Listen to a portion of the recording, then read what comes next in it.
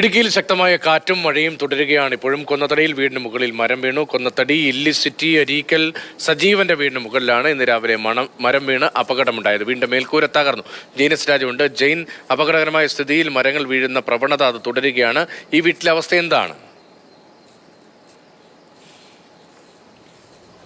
ഈ വീടിൻ്റെ മുകളിൽ ഏതാണ്ട് ഈ മേൽക്കൂരയുടെ ഒത്ത നടുക്കായിട്ടാണ് ഈ മരം പതിച്ചിരിക്കുന്നത്.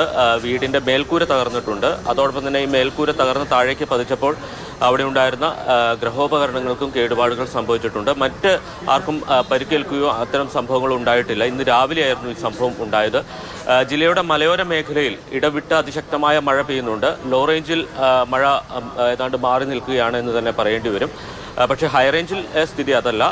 ശക്തമായ മഴയും അതോടൊപ്പം തന്നെ കാറ്റുമുണ്ട്.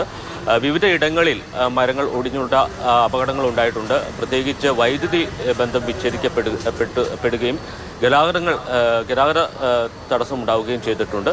മറ്റ് അനിഷ്ട സംഭവങ്ങളൊന്നും ഉണ്ടായിട്ടില്ല. പക്ഷേ ജാഗ്രത പാലിക്കേണ്ട സമയമാണ്.